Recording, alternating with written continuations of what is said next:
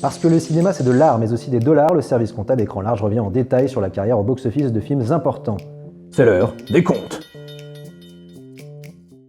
Cette semaine, Black Panther des studios Marvel, combien ça a coûté, combien ça a rapporté, on fait le bilan calmement.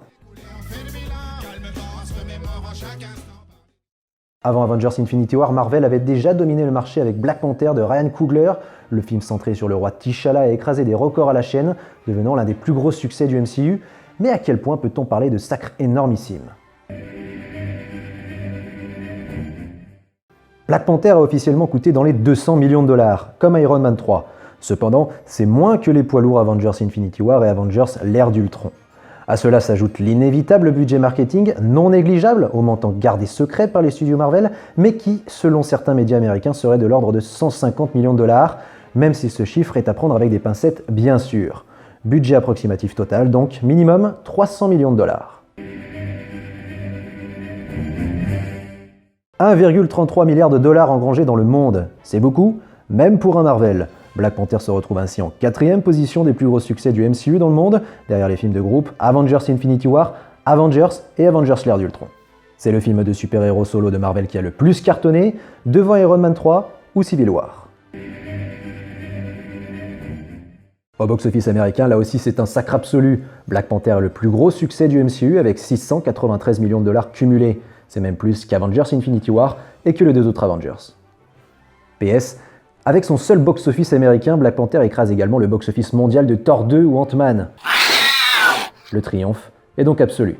PS2, c'est aussi le film de super-héros resté le plus longtemps en première place du box-office américain. Oui, devant The Dark Knight aussi.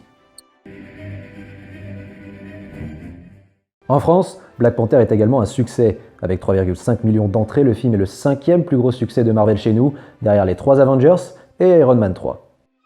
PS, on notera tout de même que Deadpool a fait mieux en 2016 avec 3,7 millions d'entrées dans l'Hexagone.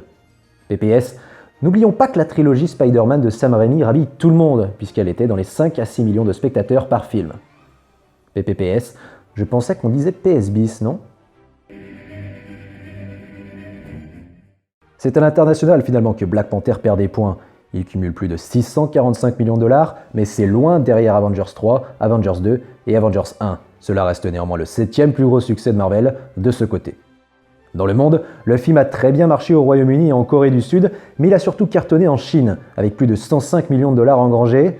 Cependant, là encore c'est loin d'Avengers Infinity War et de Captain America Civil War par exemple. La première raison, elle est évidente, la puissance de la marque Marvel, qui a construit en une décennie un empire du spectacle hollywoodien d'une solidité ahurissante. La fidélité du public n'est donc plus à démontrer.